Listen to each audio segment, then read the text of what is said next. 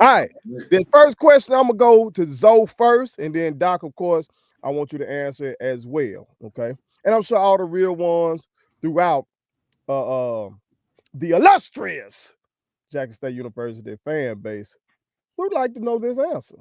What does Jackson State have to do, y'all, to repeat as HBCU national champions? Again, Zoe, I'll go to you first. It's a great question. When you look at this team and knowing that we bring back everything that we bring back, you're talking about TC Taylor coming to his third season, continuity on his staff, only losing two coaches on the staff that moved up, as well as the plethora of offensive and defensive weapons that we have with the with the offensive player of the year. I would say this team needs to do more of the same, but this team is going to be different. As you guys know, first, every season, every team is different. But this team in particular, what it needs to do to win will be a lot of the same. We'll need to be able to maintain drives the way we did running the ball in every game, win the turnover battle, which Jackson State tended to did last season. But be consistent and win all three phases of the game, which coincidentally, that's what Jackson State did last season. Jackson State, if you look at all the games outside of Grambling, the way they looked on offense, they could say they won on the offensive side of the ball. When you look at defense, it started off kind of rough, but Coach Quinn ended up, turning that thing around and became a dominant defense toward the back half of the season, having shutouts in multiple games. So it's safe to say they won on defense, but they also won in special teams. And if you go back to year one, we lost because of those things. That became an asset in year two. Now you got continuity in year three, and Jack State needs to win in all three phases of the game. Win again on special teams, defense, and offense. Specifically, to answer your question, I would say, being able to maintain drives. I'm going to use this season as a continuation from the national championship game. You look at the thing that stood out in that game first. We had one drive of 19 plays, and we had another drive of 14 plays. When you have a dominant defense, you can maintain drive that way. That's a recipe for success.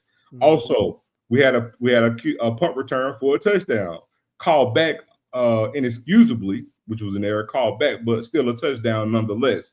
So again, to your question, I'm sorry. Win on offense, have sustained drives, have success running the ball, play dominant defense, have a dominant special teams, and we will repeat as national champions. I like the way that sounds. Doc, what say you, dog? Same thing. I say don't change anything. Keep what we had from last season. We talking about the mad scientist when it comes to defense with Coach Quinn.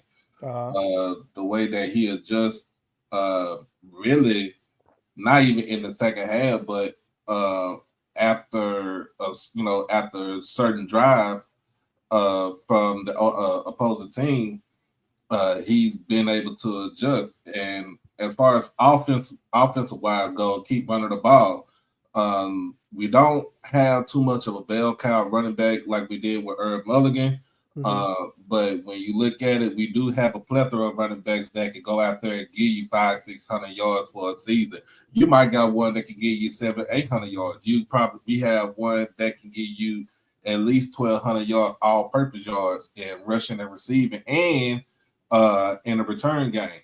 So I don't see anything that we need to do different, except for keep it the way it is. Like you said, we got the coaching continuity, losing just the two defensive coaches, but gaining two more and gaining a lot of access and keeping the coaching staff young is what's going to get us over the top. A lot of people, to me, I feel like because we lost in a sense, kind of like they say we lost the heart and soul of the team. Mm-hmm. I don't see anything, I don't see anything bad about it. My whole thing is keep doing what you're doing. I mean, we started the season off last season with running back by committee until Herb got back into the game, and fully healthy within the second or third game. Mm-hmm. So, just keep it as it is. I would tell Jacoby, keep the turnovers down, make solid throws. You got use your running backs, use your receivers, use your tight ends. Let them big hog mollies block for you in front of you. You know, that's the thing I would say. And then on defensive wise, I say at least have it. I say when you play that defense, it's hell on earth right there. Mm-hmm. That's what I call hell. We call it, we call it the dark side defense for a reason. It's gonna get very dark. It's gonna get spooky up in there. So, and we didn't lose a lot as far as on defense. I know on the back end we lost some all-SWAC DBs and Rob and K1, but and it says, but I think the difference is that you also got players like a BJ Washington that really didn't play too much last season, but the season before he damn near was all flat. he led the team in interceptions.